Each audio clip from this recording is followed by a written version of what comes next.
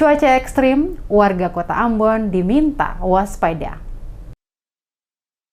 Sekretaris Kota Ambon Agela Tuheru mengingatkan warga yang tinggal di bantaran sungai dan lereng-lereng bukit untuk selalu waspada mengingat curah hujan yang cukup tinggi terjadi saat ini di Kota Ambon. Hal tersebut disampaikan saat diwawancarai tim DMS Media Group di Balai Kota Ambon Selasa 18 Mei. Latuheru menjelaskan, sejak seminggu belakangan ini Kota Ambon mengalami cuaca ekstrim di mana terjadi curah hujan yang cukup tinggi, disertai angin kencang dan juga petir. Untuk itu warga diminta untuk selalu waspada. Tingginya curah hujan dan angin kencang seminggu belakangan ini di wilayah Kota Ambon mengakibatkan telah terjadi tanah longsor di beberapa tempat pemukiman warga pada sejumlah lokasi perbukitan seperti pada daerah Ahuru, Negeri Batu Merah, di mana selain longsor terjadinya juga luapan air baik di sungai maupun di drainase hingga memenuhi pemukiman dan jalan-jalan raya. Bahkan beberapa pohon tumbang disebabkan oleh angin kencang yang terjadi.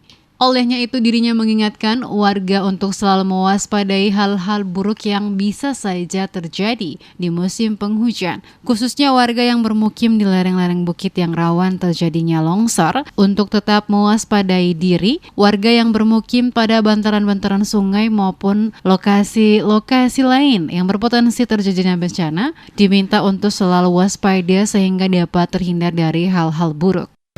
Sejak kemarin dulu itu kita mengalami cuaca ekstrim sebetulnya ya, dengan curah hujan yang sangat tinggi dan beberapa titik di kota ini mengalami longsoran ya, ada juga yang saluran meluap dan ada juga longsoran tadi saya sebutkan. Karena itu kami berharap sungguh agar warga lebih waspadai.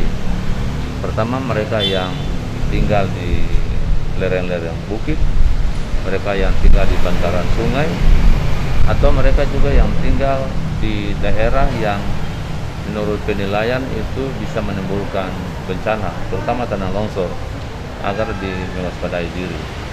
Sebab kalau tidak, ya bisa saja ada hal yang buruk yang kita alami yang di luar kemampuan kita.